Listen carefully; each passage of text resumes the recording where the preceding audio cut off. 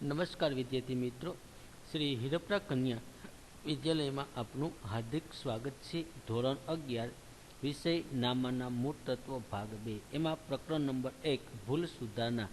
તો છેલ્લા ચોથા લેક્ચરની અંદર આપણે સ્વાધ્યાયનો દાખલા નંબર 4 વિશે અભ્યાસ કર્યો, એવો જ આજે આપણે સ્વાધ્યાયનો દાખલા નંબર 5। તો બધા વિદ્યાર્થી મિત્રો જ્યારે પણ આ વિડીયો જોતા હોય ત્યારે બાજુમાં પાઠ્યપુસ્તક ખુલ્લું રાખજો, જેથી કરીને સમજવામાં સરળ બને। તો આજે આપણે ભૂલ સુધારણાની અંદર સ્વાધ્યાયના દાખલા નંબર 5 વિશે અભ્યાસ કરશું। તો બાજુમાં નોટબુક અને સાથે લેજો, એટલે જેથી કરીને સાથે સાથે ગણતા જઈએ।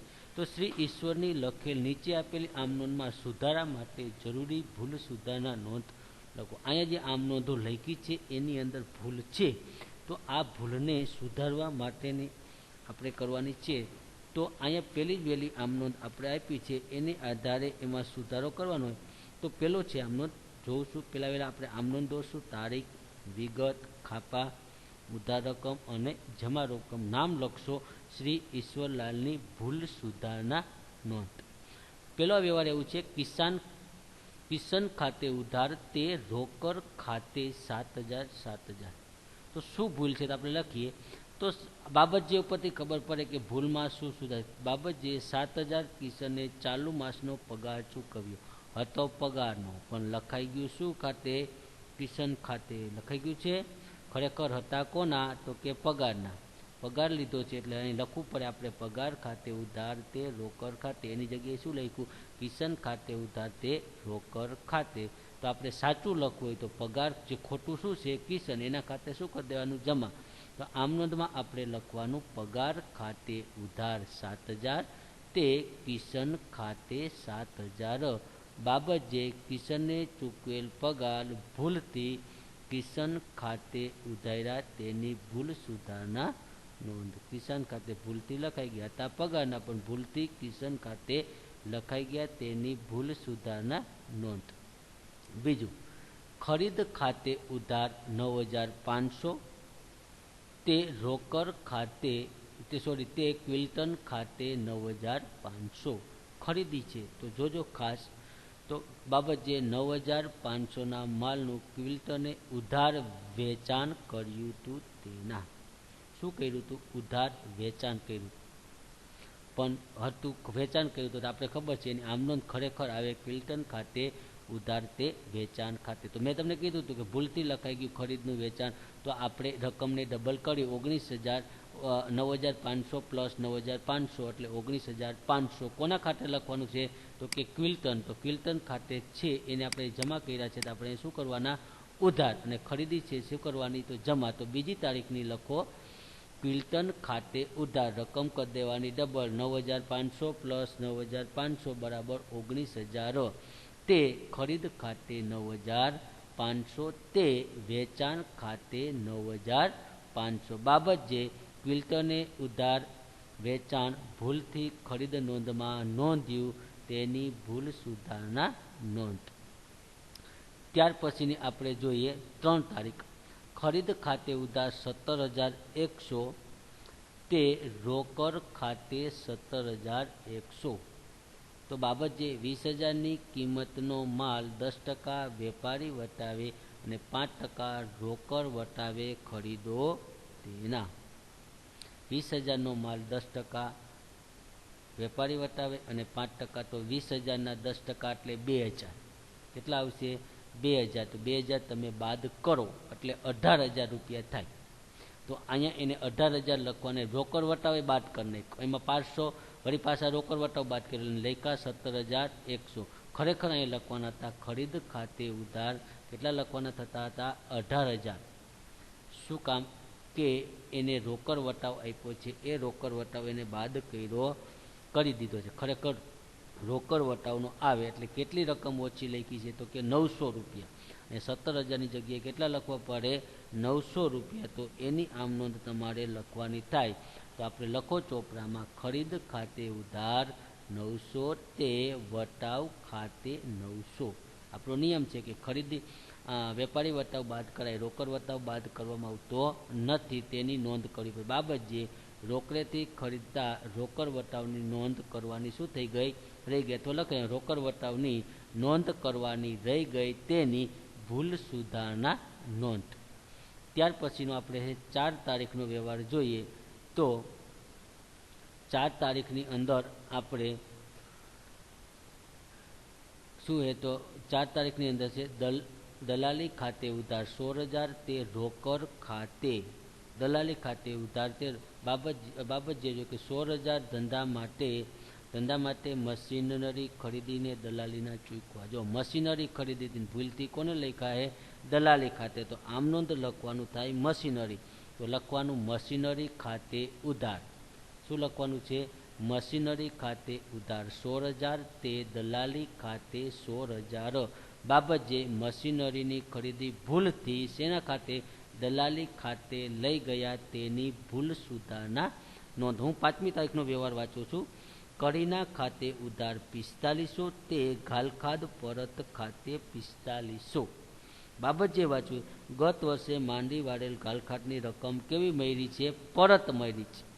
પરત મળી છે તે ભૂલથી વ્યક્તિ ખાતે લખાઈ ગયા તેની ભૂલ સુધાર. ઘાલખાદ પરત મળી છે અને ભૂલથી કરણ ખાતે લખાઈ ગયા છે. ખાસ યાદ રાખજો. કડીના ખાતે આપણે જે ફરીથી જોઈશું તમને વ્યવહાર વાંચું છું.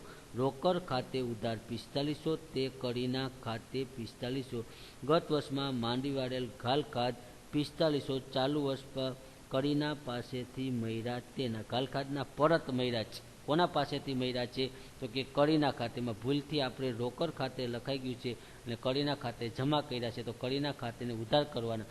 કડીના ખાતે ઉધાર તે ઘાલખાદ પરત ખાતે કેટલી રકમ લખશો? તો કે 4500 બાબત જે ગત વર્ષે માંડી વાળેલ ઘાલખાદની રકમ જે ભૂલથી વ્યક્તિ ખાતે નોંધાઈ તેની.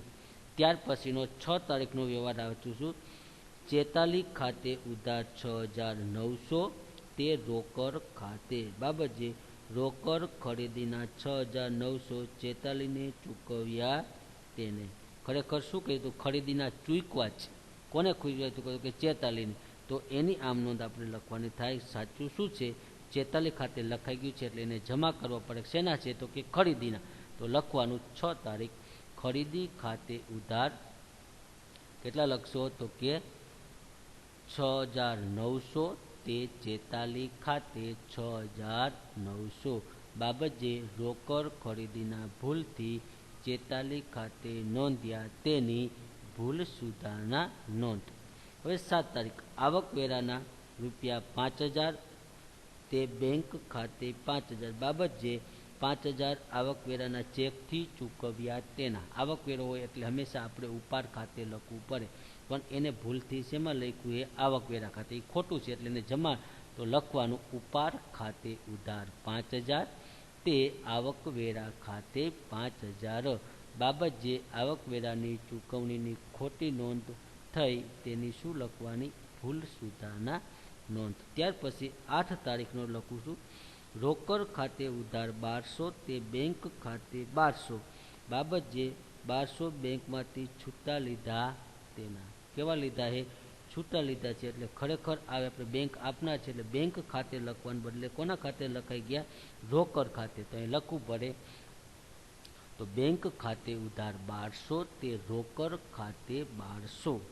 કારણ શું? કામ કે રોકડ બેંકમાંથી છૂટા લીધા. બેંક આપના છે તો બેંક ખાતે ઉધાર તે રોકડ ખાતે 1,200 બાબત જે બેંકમાંથી છૂટા લીધા ખોટી નોંધ કરી તેની ભૂલ સુધારણા નોંધ.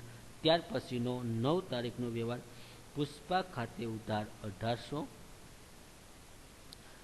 તે ખરીદ પરત ખાતે 1,800 બાબત જે પુષ્પાએ 18,000 પરત કરેલ માલની નોંધ ખરીદ પરત નોંધમાં થઈ ગઈ.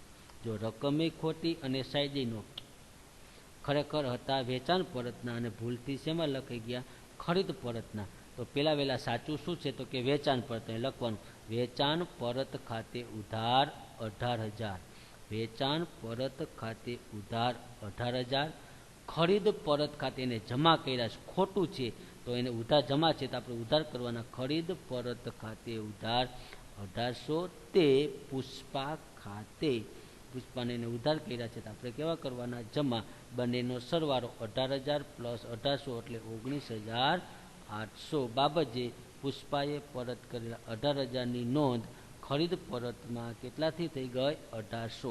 એક તો રકમે ખોટી લખી છે અને જે દર્શાવી છે એ પણ સાયદે ઉદે લખવાના હતા, વેચાણ પરતના હતા, પણ ભૂલથી ખરીદ પરતમાં થઈ ગયા તેના. અને છેલ્લું, ફર્નિચર ખાતે ઉધાર 20,000, રોકડ ખાતે 18,000, તે વટાવ ખાતે 2,000. બાબત જે 20,000 અંગત ઉપયોગ માટે ખરીદેલ ફર્નિચરની કિંમત 10% રોકડ વટાવે કાપીને ચૂકવી. અંગત વપરાશ હતું તો એને ભૂલથી કોના ખાતે લખાઈ ગયું? ફર્નિચર. ફર્નિચર ઉધાર કર્યું છે તો આપણે શું કરવાનું? જમા. તો અહીં લખવાનું ઉપાર ખાતે ઉધાર 18,000, વટાવ ખાતે ઉધાર 2,000, તે ફર્નિચર ખાતે 20,000. બાબત જે અંગત ઉપયોગ માટે લીધેલ ફર્નિચર ભૂલથી ઉપયોગ માટે લીધેલ ફર્નિચર ખાતે નોંધાઈ ગયો તેની ભૂલ સુધારણા નોંધ. અને છેલ્લે વિદ્યાર્થી મિત્રો આ બધાનો સરવાળો કરવાનો છે. 7,000 plus 19,000 plus 900 plus 16,000 plus 4500 plus 9,600 plus 5,000 plus 1,200 plus 18,000 plus 800 plus 18,000 plus 200 એટલે કુલ સરવાળો થશે 1,03,000. તો વિદ્યાર્થી મિત્રો અહીંયા સુધી રાખીએ છીએ. નેક્સ્ટ લેક્ચરની અંદર હવે આપણે કાચા સરવૈયાને અસર કરતી ભૂલો વિશે શીખશું. ત્યાં સુધી ઘરમાં રહો, સુરક્ષિત રહો. અસ્તુ.